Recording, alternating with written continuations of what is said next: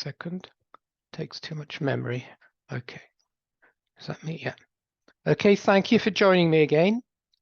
Where are we today on this sunny day? We're on Daf Nonhei Omid Base 55b.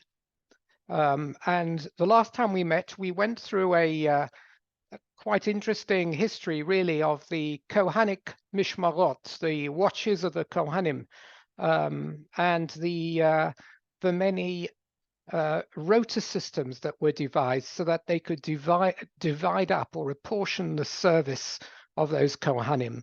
The Kohanim that came from the four corners of Eretz Yisrael, how they were apportioned tasks so they didn't always arrive at the same time and try to do the same job. There was a job allocation system.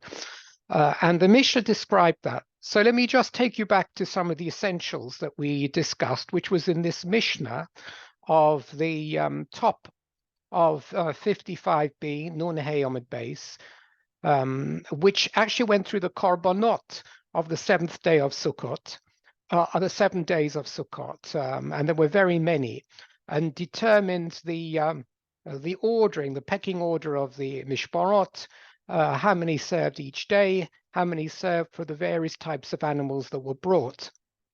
So the Mishmarot themselves, let me just go back a little bit on the background to it, because it plays a role in the Gemara as we go forward. I think we did the Mishnah last week, but we're going to start the Gemara a few lines further down. So if I just share my screen, the origin of this was all in Divrei Hayomim, as I explained. In Divrei Hayomim, there's a long chapter that describes the 24 Kohanic families, and these were broad families, not just perhaps 3 or 4, but maybe dozens in each of these family groupings. And there were 24 of them, and they're named here. And the names and the orders of the names here actually relate to the ordering at which these families took their, if you like, their rotas each week. Each family grouping, large family grouping, like the first one over here is Lihoyoriv, and the second one is Liyadaya. Each of those family groupings served for 1 week in the Beis HaMikdash.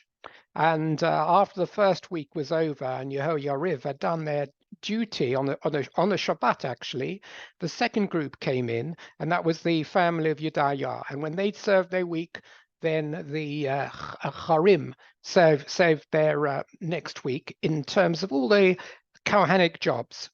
And so it went on for 24 weeks. Now, there are more than 24 weeks in a year. So what happened at the end of 24 weeks, in the 25th week, the whole system would start again, and Yehoyariv would come back in again. And they would do that twice a year, and we have 2 times 24 equals 48 weeks. That still leaves roughly 2 weeks, 2 and a bit weeks in terms of the lunar year, a bit more in terms of the solar year. But then for the Chagim, as the Mishnah explains, really, all the Mishmarot would serve together. There were a lot more Korbanot. They'd all come down to Yerushalayim, so that the balance of the year over and above the 48 weeks, where they'd all served 2 weeks, would be served in unison with all the Kohanim coming together. But there was this ordering, and every family knew when its week was, didn't come in for a week that wasn't theirs.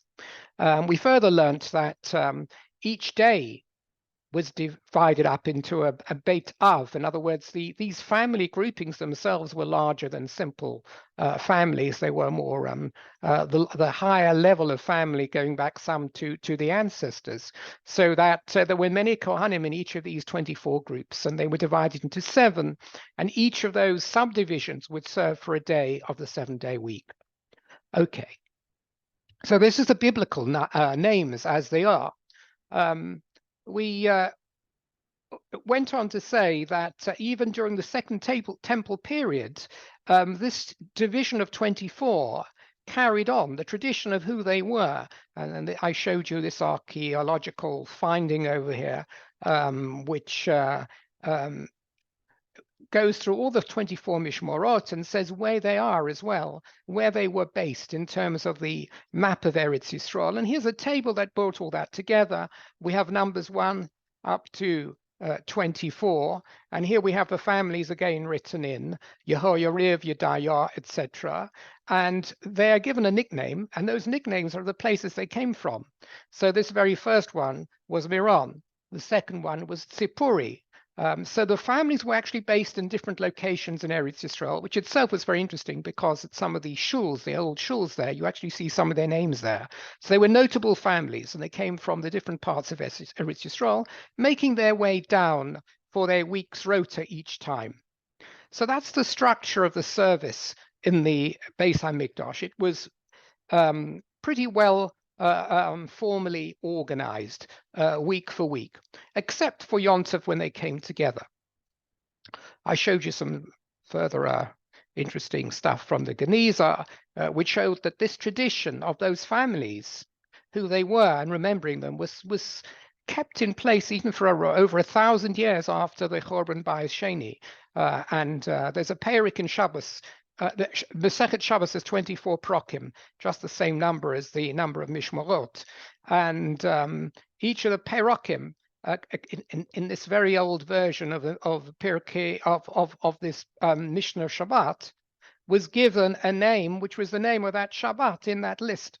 So if you like, if it was Shabbos 21, it was Shabbos Yachin, because you go back again to this interesting stuff. You have Yachin is the family for week 21. So even when they were learning their Mishnah, they would associate the chapter number with the family that served in that mishmar. Some interesting retention, if you like, not something we use today. Okay, and the reason we brought all this in was to teach you this, and we're going to look at one section of this again today. So I'm not just trying to jog your memories, I'm trying to jog my memory as well. So if you look at this, you see that if you concentrate on numbers 1 to 7, those are the 7 days of Sukkot, and that 8th day is Shmini Atzeres. So that column going down on 8 is not something we'll deal with straight away. But the Mishnah said, the Mishnah actually allocated the Mishmorot of the 7 days according to Mishmar, according to the type of animal. These 3 blocks here. So this is the number of bullocks, this is the number of rams and goats, and this is the number of sheep. There were 3 types of animal that were brought. And on day 1, therefore, there were 13, it's the yellow, 13 bullocks. There was 2 rams, 1 goat, I've got these together on the table, and 14 sheep. That's a lot of korbanos. These were the korbanot hachag, the special korbanos for the festival. And that's in addition to other korbanos like the korban tomid that was brought every day, right? So these are really the korban musaf, the additional korbanot. These tables will show how they were broken up. The work on those korbanot was done by each of the mashmorat groups. In day 2, there were 12, 2, 1, the same, and 14. And the notable thing is that during the days of Sukkot, there was a declining number of bullocks brought each day, starting from number 13 in day 1, going down to 7 bullocks on the 7th day. Yeah, and if you add the 13 all the way down to 7, you get 70, the famous number of 70 bullocks, 70 parim that were brought during the 7 days of Sukkot. And the Gemara is going to discuss that number 70 as well. All the other korbanos, it was the same number of that particular animal brought during each of the 7 days. The only one that has a variable number is the number of bullocks. Okay, so the Mishnah told us, this complicated Mishnah told us that the division of labor, if you like, for day 1 between the Mishmoros is what you see down this column. 13 bullocks were brought by 13 Mishmorot, and those would have been maybe numbers 1 to 13 in that list of 24. They would have had the privilege, each of those Mishmorot would have been involved in the preparation and the offering of 1 bullock each. That makes 13. Now that leaves another 11 Mishmoros without a job, because only 13 of the 24 so far are employed in the bullocks. However, this is how the other 11 are employed. 3 bullocks, 3 mishmoros are involved in bringing the 2 + 1, the 3 animals, the rams and the goats. And this is day 1 I'm looking at. And the 14 sheep, that was allocated in an ingenious way. 6 mishmoros bringing 2 each, because the sheep is a smaller animal, and the mishmor had quite a lot of kohanim as well. And 2 mishmoros bringing 1 sheep each. So some mishmoros had less work to do than others, but they were all involved. So you have a total of 2 + 6 is 8, + 3 is 11, 13, 24 mishmoros all employed. Each day that allocation works so that all 24 had something to do each day. So if you look at day 7, for example, this is quite interesting to see how the math works. Again, you needed 7 mishmorot, 7 of these large family groups to bring the 7 bullocks. They were large animals. So that's 7 out of 24. You got 17 left to be allocated tasks. How were they allocated? They were allocated like that. Again, 3 more of those 17 to take the 2 rams and a goat. That takes us a total of 10 occupied mishmorot, 7 + 3. There's another 14. Where are you going to employ the other 14? So you're going to employ the other 14 this way. There are no sheep. There are 14 sheep, sorry, on the 7th day, and each of those 14 is going to carry 1. So 14 + 3 is 17, + 7 is 24. And in some of these days, some carry 1 sheep, some carry 2 sheep. So this is the system that was devised, and that was the previous Mishnah. The Mishnah also introduced the fact on day 8, there was the number of korbanos, this is Shmini Atzeres, collapses. There's only 1 bullock. So you can see very clearly, by the way, you see that Shmini Atzeres is a different chag. Shmini Atzeres is the 8th day of Sukkot. If it were, then the number would go down to 6. There would be 6 bullocks. It's not a progression. That progression stopped at 7. It started at 13, went down to 7. In day 8, it's 1, which means it's a different chag. There's something completely new happening here. And that's the fact that Shmini Atzeres is not considered to be the 8th day of Sukkot, but a festival all of its own. And you have only 1 korban here of a bullock. You have 1 and 1 in terms of ram and goat. That's also different to what it was all the way through Sukkot. And you have 7 sheep, not 14, as in all the other days. So it's a completely different kettle of fish, if you like. And the total number of korbanos is quite small. There's 1 and 1 is 2, + 1 is 3, + 7 is 10. And that's not a lot, really. And they're mostly, apart from the 1 bullock, they're mostly small animals. So we don't really need a lot of kohanim to do the work. So we're not going to have a mission that's going to tell you how all 24 are going to be schlepping up and down, because there's very little to do on this 8th day, on the day of Shmini Atzeret. Okay, so now we'll take ourselves to the beginning of the Gemara, which is going to deal really more with the 8th day. So we finished the Mishnah, and I've just gone on to explain the Mishnah. Let me just stop sharing for a moment. So the Gemara says, Nema masnisin rebihi v'lo rabbonon. What is the Gemara referring to? So over here, the Gemara is referring to the fact that the Mishnah said that on the 8th day, you don't need all those mishmaros. And what I forgot to actually read to you from the Mishnah was it went on to say that on the 8th day, chazru lefayes, because they didn't need all these mishmaros, they only really needed 1 mishmar probably to do all this, they returned to their system of a lottery.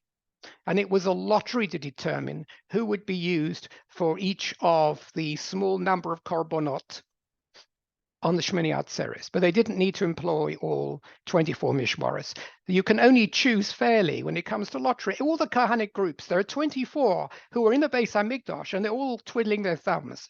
Each of them wants to be involved in the avodah because it's a mitzvah.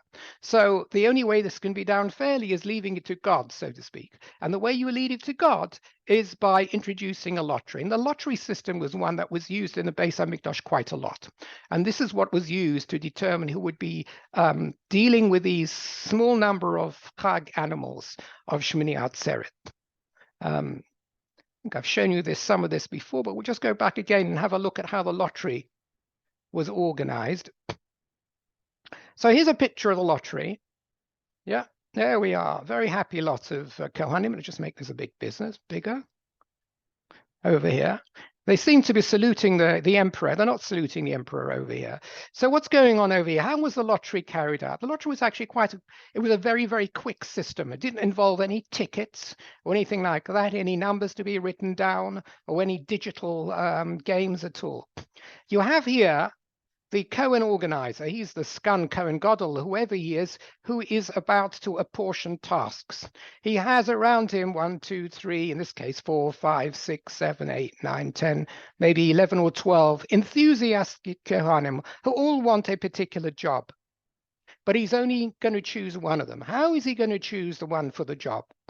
So the Mishnah in Yuma tells us this is the system of the pious, which is still the word used today for the lottery in Eretz Yisrael, for the secular lottery that gets run every week.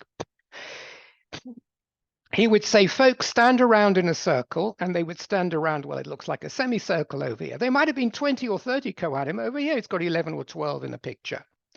And he would then point to a Kohen. And in this case, he points to this Cohen right at the beginning of the row, which is a bit confusing because he might have pointed to this Cohen. He points to a Cohen. It's the one in the middle beginning of the row. How do I know he's the one he's pointing to? Because he's the one without a hat. You notice they're all wearing Streimlach or some sort of hat covering on their head over here. And the only one not wearing a hat on is this man. He hasn't forgotten his hat, this guy on the left. He's been told to remove his hat because the Cohen is going to start the count from the guy that he instructed to move a hat. And it could have been any one of these Kohanim. He would have just decided at random which Kohen to take his hat off. And he would say, we will start counting from you. Then he would ask every one of the Kohanim in the circle, including probably the one, as you can see, who is taken his hat off. He would also be eligible to put up into the air, raise his hand, and either raise up one finger or two fingers. Sounds a little bit rude nowadays in terms of what people use raising fingers for. To raise either one or two fingers into the air at random. You could choose one or two, but you're only given a second or two to decide whether you're going to show one finger or you're going to show one finger or two fingers. You have to make up your mind straight away. They would instantly raise their hands. Even before they raise their hands, he would shout out number. That number would be more than the number of Kohanim in the group. So if there are 12 here, might invent the number 20. And then he would count around. And if this one raised 1 and this one raised 2, then he would say 1 and 2 makes 3, 4, 6, 7, depending upon how many each Kohen fingers had raised. And when the sum reached 20, which was his random number, he would stop. And that Cohen would be given the privilege of whatever avoda was being allocated.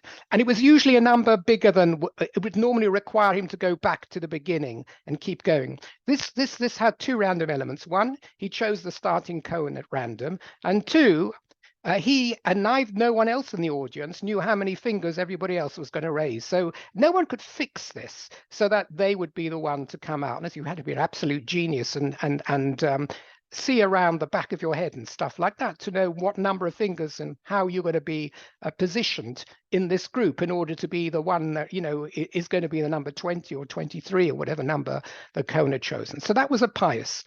And in this way, they would be able to allocate an avoda fairly to the Kohanim. The other ones would just be observers, obviously, while that particular avoda was going. So let's go back to the Mishnah. So the Mishnah says, first of all, over here, Nema Masnisin, Rebbe Hivela Rabbanon, which is meaningless for the moment. The Gemara is going to bring a brisa that shows there's a machlokes in views between Rebbe and the Chachomim in relation to the bringing of that bullock on the 8th day. We said on that 8th day, Shemini Atzeret, it's only one bullock. Who is going to carry the bullock? We've got 24 Mishmarot, all want to do it. Who's going to bring that bullock? So there's a machlokus between Rebbe and the Rabbanon, and the Gemara is going to say our Mishnah, the way it was described with this pious, seems to only fit according to one of these two. So let's see how the Gemara develops that. The Tanya, because it was taught in a brisa, Here's the machloket. This is the brisa, the mishnaic material that states a halacha. Par haba bashmini, that bullock that comes on the 8th day, which is the sole bullock, as I remember, if you remember, on Shmini Atzeres, batchila mefaisin olav. We do a new batchila. It's very misleading. Doesn't mean at first. It means that we carry out a completely as if new. We make a new beginning and we make a pious, a pious. The Mishnah said there was a pious as well. Divrei Rebbe, that there is a pious to decide who will carry that bullock on the 8th day. But the Chachamim Omrim, no, they say there is no pious for the 8th day as such, not a new pious, although Gemara is going to qualify that in a moment. There is no brand new pious, no grand new lottery between all 24 mishmoros to decide who will carry the bullock on the 8th day and who will offer it up, because there is a simpler decision rule here that doesn't require, it would seem, a pious.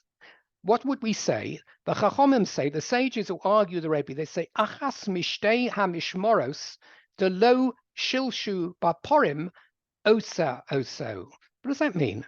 One of the two mishmoros, one of the two groupings of Kohanim, delo shilashu baporim, that had not brought 3 shilashu, had not brought during the 7 day previously, the 7 days previously, had not brought 3 bullocks, osa oso.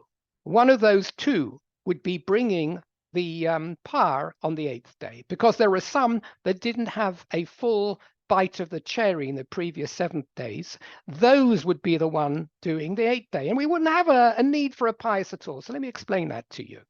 Let's go back again and share. Where are we? Is that the one? No, it's this one. Lovely picture. It's actually quite simple once you know. As you see over here, there are a total of, as I said, 70 bullocks as you go across, ignoring that day of Shmini Atzeres. If you add 13 all the way down to 7, you get 70. Those are the 70 bullocks. How many mishmoros are there in total? 24. Now, if things are done fairly, and you gave, and there were 72 bullocks in total, then in a rota system, each of the 24 could do 3 each. Yeah, 24 times 3 equals 72.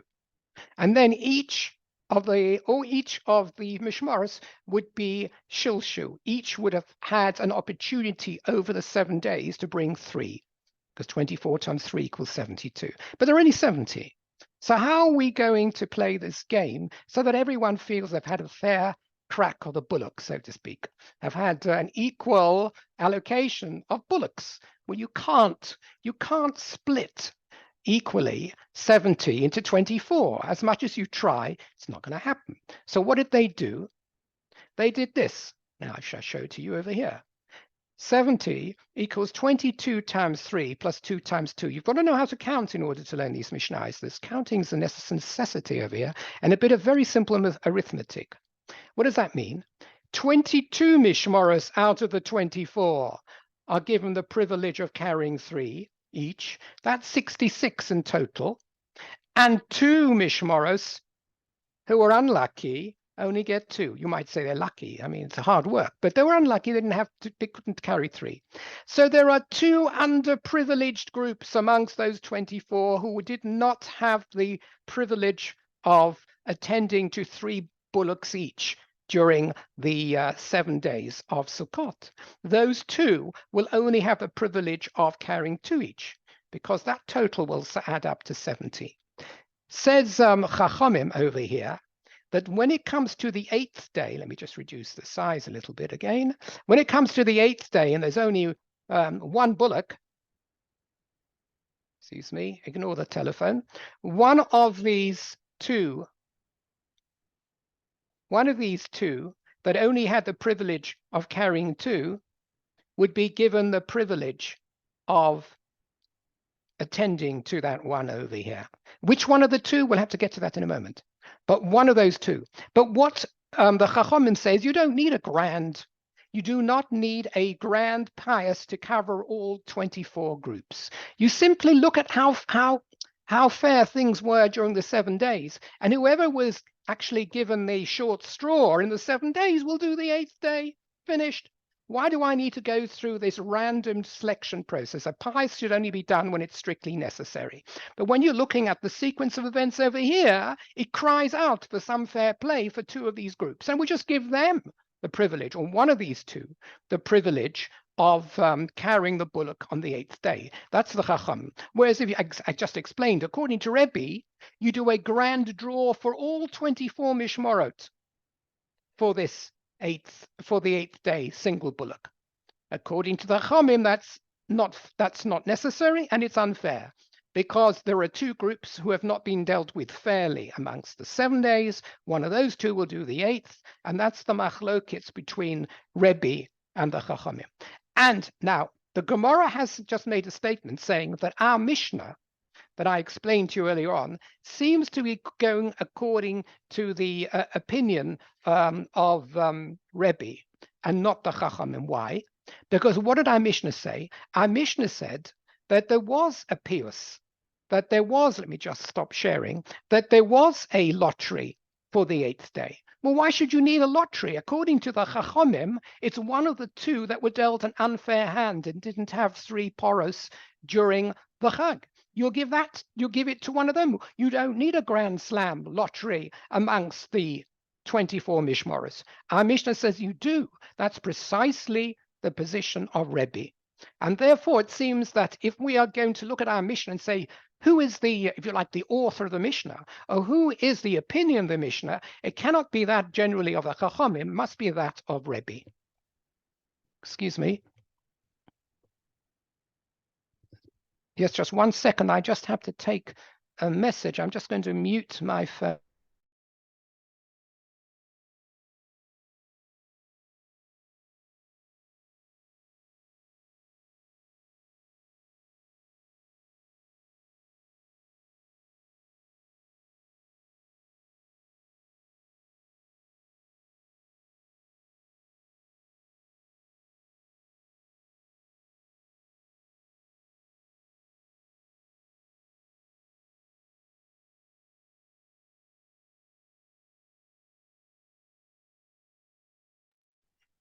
Okay, so I'm back with you again. So it seems that our Mishnah is according to the opinion of Rebbe because it goes for a complete piyus across all 24 groups, whereas according to the Chachamim, we're almost left staring at the 2 who have been dealt with unfairly. Those are the ones that should be doing the par for the 8th day. So that's what the Gemara wants to conclude in relation to the our Mishnah. Just 1 second, I seem to have lost my own place over here. Okay, so the Gemara answers no. The Gemara says no. Who says that this is the opinion of Rebbe? It could even be the opinion of the Chachamim for a fairly obvious reason. We'll see in a moment. The Mishnah could be read according to either opinion. Why? Afilu tema Rabbanon. You can also even say that our Mishnah follows the opinion of the Rabbanon. Atu shtei mishmoros lo afusi boy, because even according to the Chachamim, we said there were 2 mishmoros that were left that had only carried out 2 bullocks. Each of one of those 2 is, if you like, merits dealing with the bullock of the 8th day. How do you know which one to give it to? Are we going to toss a coin? Yes. We need a piyus. We need a pious just between the 2. So our Mishnah can follow that of the Chachamim, provided that we understand that the lottery carried out on the 8th day was a lottery between the 2 that had only carried 2 bullocks during the 7 days. One of those 2 only will get the job of the bullock, not both of them, and it'll be the one that wins that lottery. So the idea will be that our Mishnah can either be referring, if it follows the opinion of Rebbe, to a full lottery across all 24 groups, or if it follows the opinion of the Chachamim, it's a lottery just between 2. There's only 2 Kohanim standing there, putting up their fingers, or however the lottery is carried out when there are only 2 Kohanim who are eligible.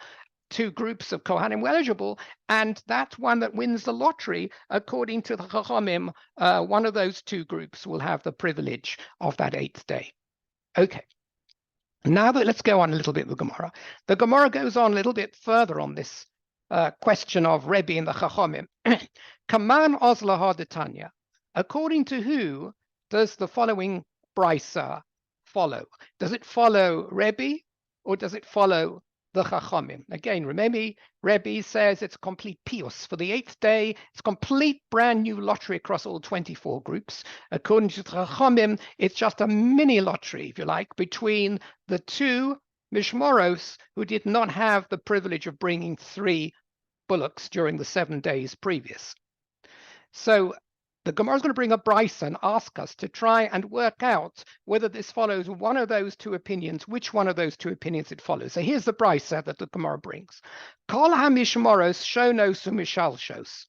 Again, this is actually going back again on to how it works during the 7 days. All the mishmoros, all of the 24 mishmoros during the 7 days of Sukkot are shonos and mishalshos. That means they bring up to 3 times. They bring 3 bullocks each. That's just what we said, except for 2. Sheshonos chutz mishnei mishmoros, apart from 2. Sheshonos vein mishalshos, that bring just 2 and not 3. This is simply the statement I showed you. 22 groups bring 3, that's 66, and 2 groups bring 2. That's another 4, which takes you up to 70. All 24 groups bringing bullocks, but only 2 bringing 2. Shonos, that means they bring a second time, those 2. Ve'ein mishalshos, but they don't bring a shlosha. They don't bring a third time. So that's what the brisa says, which is just the simple math that we saw. This is what the brisa says. The Gemara says, Neima Rebbe the lo Rabbanon. Does it not seem that this brisa holds like Rebbe and not like the Rabbanon, not like the Chachamim? Because surely, according to the Chachamim,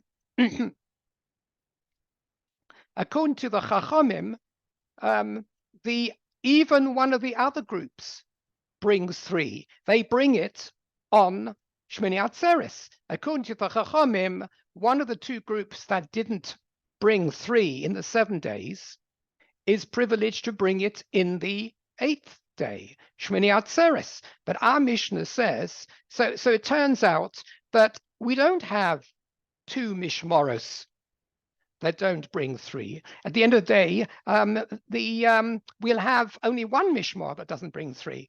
Because the 2 Mishmoros that didn't bring 3 during the 7 days, one of them is privileged with giving through a pierce between 2, is privileged with bringing the par on the 8th day. According to Rebbe, he says you do a brand new pierce. You don't know who's going to do the 8th day out of those 24. But according to the Chachamim, one of those 2 that didn't bring 3 during the 7 days brings their third, if you like, on the 8th day. So it doesn't seem to go like the Chachamim. The way the brisa is phrased seems to go very much like Rebbe. There are 2 who never bring 3. So the Gemara answers no. Again, afilu tema rabbanon. Again, you could say it's even the rabbanon. What does it mean, Milo shilshu? B'porei achag. Ignore the 8th day. Maybe our brisa is only referring to the 7-day period of Sukkot itself, not the 8th day. So then it can go even. Then it goes according to everyone. Everyone agrees that of the during the 7 days, only 22 can bring 3. And 2 bring 2. So if you ignore the 8th day, that this statement is a neutral statement that doesn't necessarily follow that of Rebbe or the Chachamim. It merely says that of the 70 bullocks during the 7 days, you can only get 22 groups bringing 3 and 2 bringing 2. That makes a total of 70. This is not a statement during those 7 days that follows either Rebbe or the Chachamim. The machlokas between Rebbe and the Chachamim is how you choose who brings the par on the 8th day. And if you say this brisa is only referring to the 7 days, then it doesn't rule either way. Okay. So now the Gemara, it's all a bit confusing, I'm afraid. You have to keep your head on this Gemara. Umay kamashmalon. Now the Gemara says, well, what's the chiddush behind this brisa? which we've just learnt, that all the mishmoros bring 2 or 3, but they all except 2 bring 3, and then 2 bring only 2. What's this price that we said? What is the chiddush behind it? What is it instructing us that we wouldn't know? What is its message that we wouldn't otherwise have known? That's a strange question. And why does it seems to work quite well on its own? It says 22 bring 3 and 2 bring 2. So what is the Gemara trying to say? What is it trying to tell us? I think it's trying to tell us something very commonsensical. Okay, so there's a problem in the Gemara here, and some of the commentaries raise the fact that they don't understand what is puzzling the Gemara when it says, what's the chiddush? What's the big news in the brisa that says that 2 bring 2 and all the rest bring 3? That is, it's telling you how things work. If you only have 70, then 22 can only bring 3 and 2 bring 2. So what's the big, why do we have to concern ourselves with the structure of that brisa? Is telling us a simple fact. But nevertheless, the Gemara asks the question, and the answer is even more difficult to understand. Hakamash Malon, the Gemara says, what the brisa is trying to tell you in addition, if you like, is that mi shehikriv parah hayom lo yakriv lamocha ela chozrin chalila. It's trying to teach you also that we try and avoid people bringing a par, a Kohen or a Kohanic mishmar today if they were the ones who also had a rota yesterday. Yes, so we will try and ensure that we don't give a Kohanic group consecutive days with a par. I mean, we said a moment ago that we have 22 bringing 3, 22 groups bringing 3 and 2 bringing 2. But we have to avoid this possibility of any of these 22 groups bringing more than one on it, bringing 2 on a consecutive days. So if you have one group bringing it on day 1, well, you have actually 13 groups on day 1, and you need 12 groups for day 2. If you remember the bullocks, the way they were descending number, and you needed 1 mission for each group, you have to try and avoid the same group that brought it on day 1, bring it on day 2. It's all right if they bring it again, they bring their second bullock on day 3 or day 4, but not to allow them to have consecutive days. For fair play, we don't want to have consecutive days for a mishmar to bring its bullocks. Okay. That's the end of the bullock season, and we're going to go on now with a little bit of more general Gemara. So I think you can breathe a sigh of relief at this point because it gets a little bit easier. Now the Gemara goes into a little bit of Agadar, in fact. Ami Rebbe Elazar, Hani Shivim Porim, Keneged Shivim Umot. The Shivim Porim, why are there 70? Because there are 70 nations in the world. We know that this is a tradition. Again, remember that the sum of all these, apart from day 8, adds to 70, 13 up to 7, etc. And why 70? The Gemara is saying, what is the significance that the Torah has given this strange sequence? After all, it's not just 70, there's also a descending sequence, which is another question. Why does the Gemara say 13, 12, 11, down to 7? There's no other chag that we see anything like it. All the other chagim, we get a very much more monotone delivery day by day of korbanos. And look, and this is what you see when it comes to the rams and goats and the numbers of sheep, the same each day. And yet when it comes to the bullocks, you get a total of 70, which is a significant number, midrashically, and you have a descending sequence as well. So what is there special about Sukkot that the Torah has vested in it this strange pattern of bringing korbanot? So the Gemara is looking here at the number 70 to start up with, rather than just the downward descent in terms of number each day. And the Gemara says, Omer Rabbi Elazar, Hani Shivim Porah Keneged Shivim Umas. The 70 porot are keneged, they correspond to the 70 nations of the world. This tradition that if you go through Sefer Bereshis and Noach, that there were 70 nations and everyone else is divided from those 70 nations. Each of those 70 nations is if you like,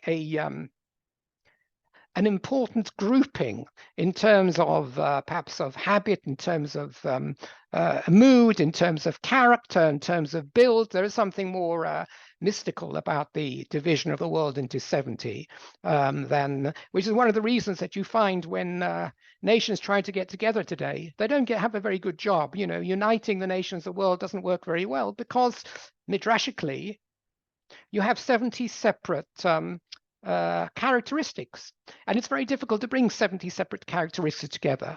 When they try to bring Yugoslavia together, which was under Tito, into a series of countries gelling, you can only do that under force. As soon as the force is lifted, the original groupings suddenly reappear. When it looked as though you plastered all the cracks suddenly reappear, even after very many years. And we see this again with the Soviet Union, where they try to bring all these different country groups together. We're all one country, we're all one society. Communism means everyone's equal.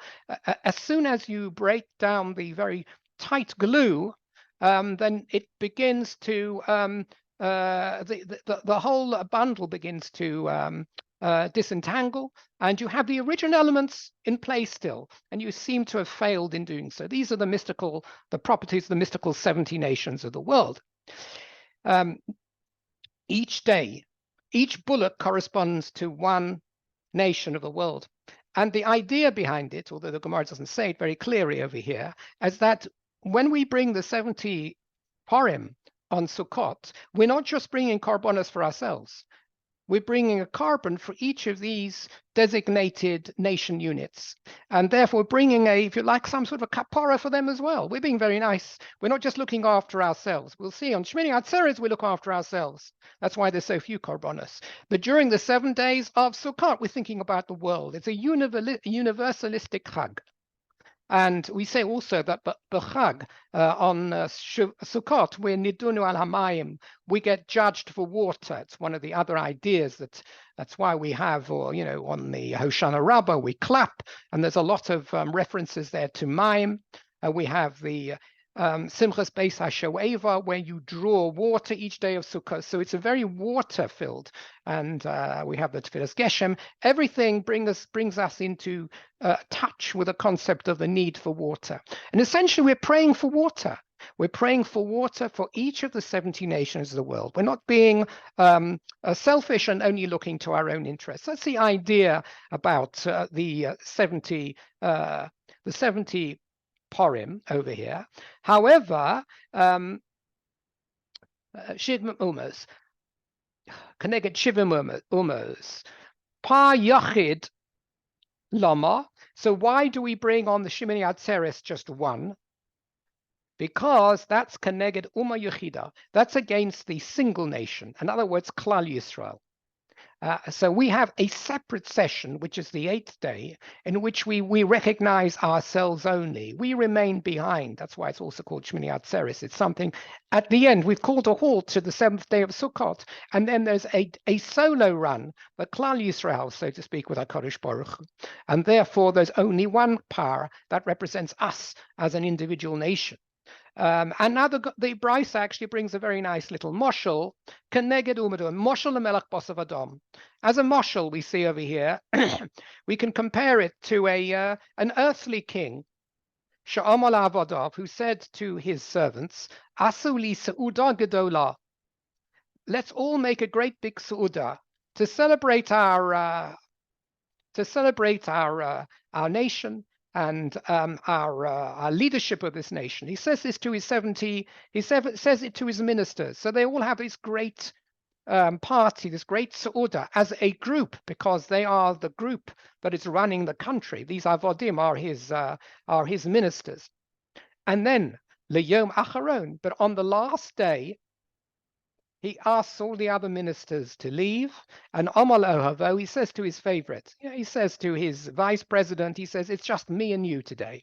Aseli Suda Katana, let's have a small meal, just the two of us, Kedesha Ehonemimcha, so that I will have pleasure from you, and you will have pleasure from me. Let's just have an intimate Suda today. We've done what we need to do as far as the group is concerned, and this is the 8th day, Shmini Atzeres, when it comes to our individual relationship, if you like, between ourselves and HaKadosh Baruch Hu. second. The idea of Sukkot as a part opposed to Shmini Atzeres being a universalistic Chag comes down in the Nevi'im. We see it actually in the Nevi'im. It's not just the idea here made up by the Gemara. This is the book of Zechariah. And we have over here, V'hoya kol hanosar mikol hagoyim. This is ultimately, if you like, B'dei Mimei HaMashiach, Habam al Yerushalayim, V'olu midei shana b'shana. All the nations will come up, all the remnants of all the nations. Each year will come up, Lehishtachavos l'melech Hashem tzavokos, to prostrate themselves before HaKadosh Baruch Hu, V'lochog as Chag HaSukkot, and to celebrate the Chag of Sukkot. Doesn't say Shavuot or Pesach or anything else. There's only one Chag in the year where all the nations of the world will actually come up, the Yemei HaMashiach, and they will celebrate with Klal Yisrael. It is a universalistic Chag. Those who don't come up, decide they want to stay behind. They will not enjoy rain. Again, the idea that Sukkot is a festival where we pray for rain, where we're privileged to pray for rain. And if we pray and if we serve HaKadosh Baruch correctly in Sukkot, it will give us the schus for Geshem. And even the Yemos HaMashiach, this carries on being a theme of the Nevi'im. And here we see that in the Torah, the 70 Purim of the Chag are attributed to these 70 nations because we wish them to have Geshem as well. So this is the idea the Gemara is bringing to our attention. So let me just stop sharing for a moment. Just before the Mishnah, Gemara has a final paragraph. Amir Rabbi Yochanan. It's an interesting little quip here from Rabbi Yochanan. Oy lahem la'ovdei kachavim. Woe is to the Ovdei Kachavim, the idol worshippers. In other words, shame upon them. She'ibdu ve'ein yod in ma she'ibdu. So they lost something, but they're just not aware of the extent of their loss. Shebizman shebeis hamikdash kayom, at the time that the Beis Hamikdash existed, mizbeach mechaper alehem. They received a kapara from the Mizbeach of our Beis Hamikdash. They, even the Umas Ha'olam, received a kapara. Va'achshav, but now, with the Chorban Habayis, that we don't have a Beis Hamikdash, mi mechaper aleihem. Who is going to atone for them? It's an interesting Rabbi Yochanan saying, it could be that the Umas Ha'olam destroyed the Beis Hamikdash. The Romans, they destroyed the Beis Hamikdash, and they thought they were carrying out, so to speak, the will of their gods or the will of their emperor, and it was good for them. And Rabbi Yochanan says this is an irony because little did they know that by destroying the Beis Hamikdash, they also destroyed a sanctuary which worked in their interests as well.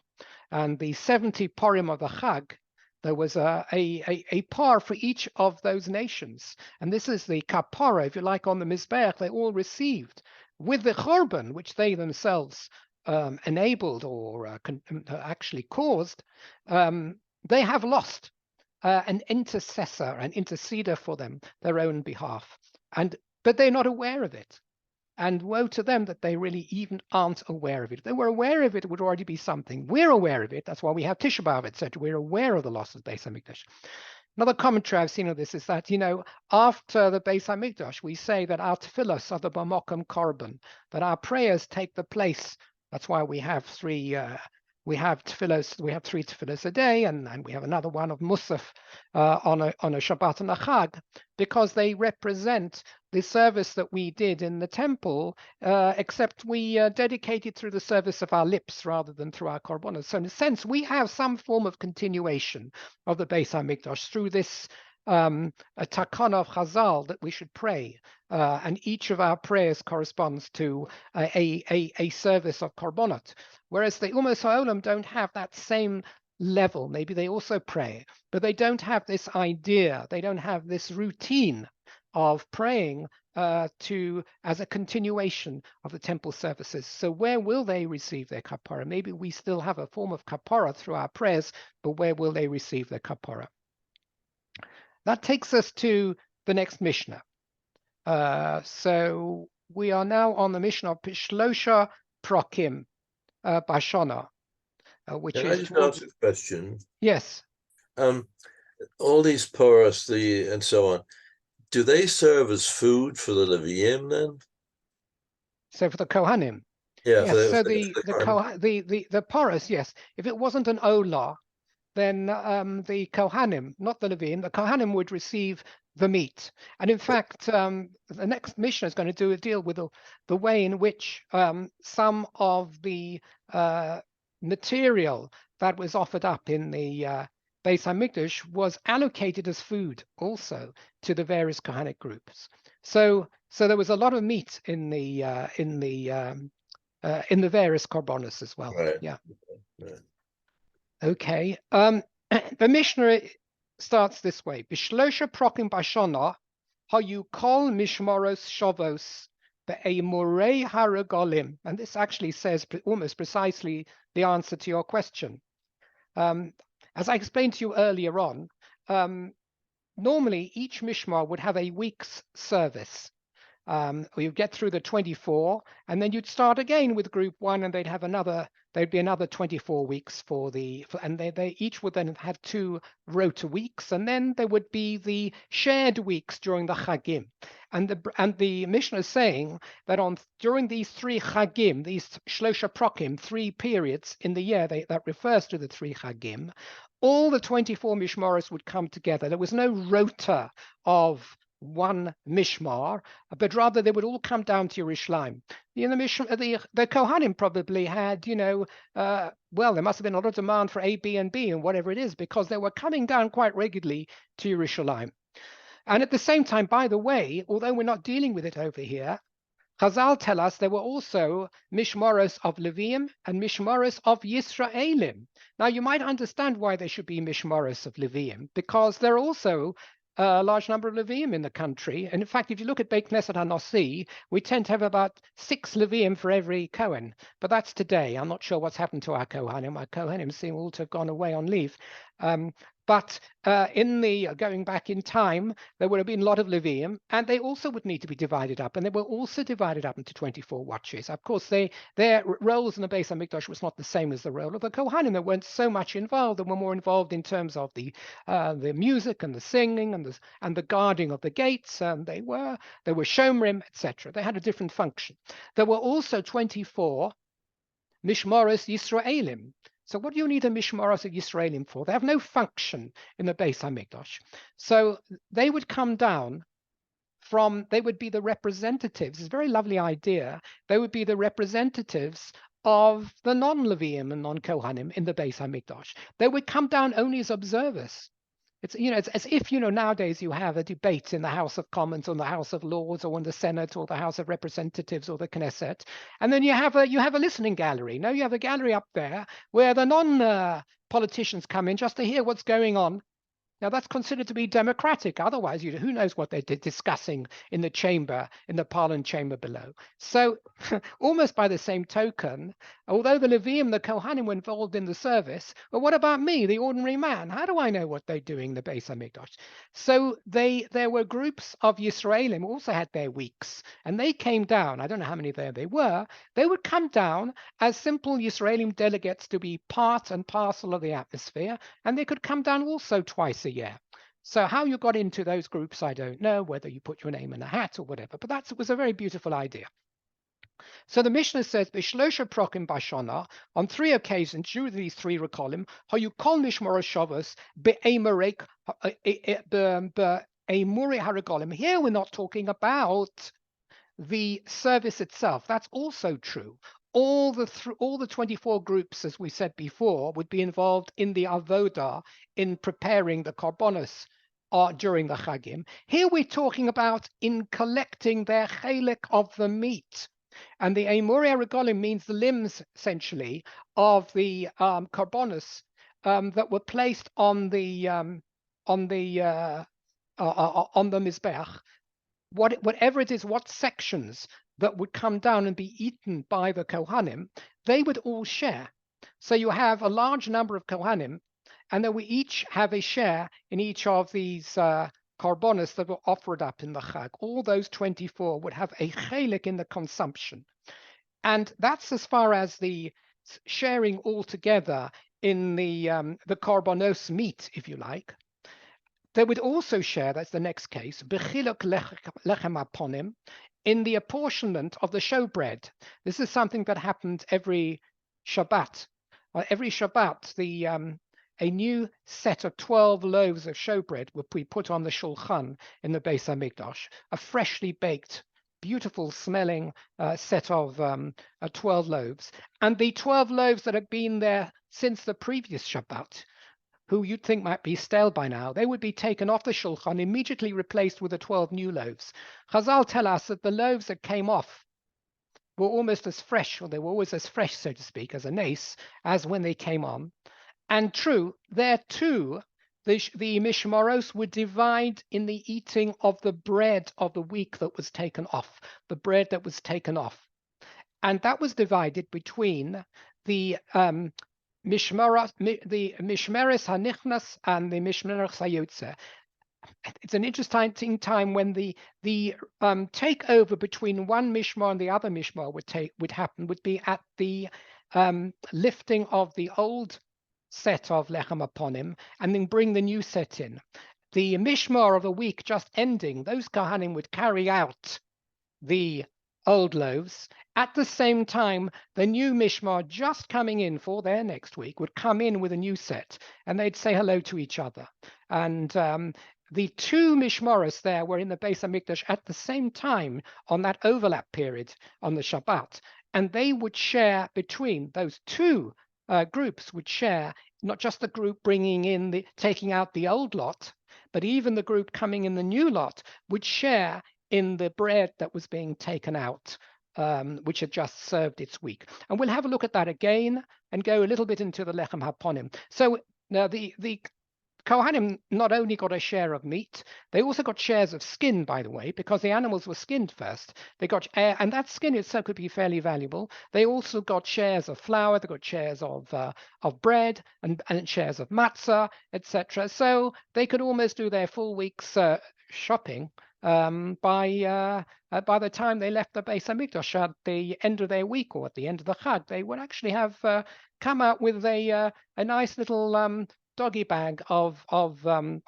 consumer stuff they could take home for their families, except the meat, the stuff they could take home to families, apart from the skin. I think everything else had to be consumed in the Beis Hamikdash because it was hektish. So I'm not sure really how useful it was for their families. Yes, because this stuff had to remain in the confines of the Beis Hamikdash. It was hektish. You couldn't take it home to Haifa to eat and apportion with your family. The Kohanim had to eat it in the Beis Hamikdash. Okay, so let me end at this point, and please God, we'll take over from this Kohanic position next week as well. Let me just quit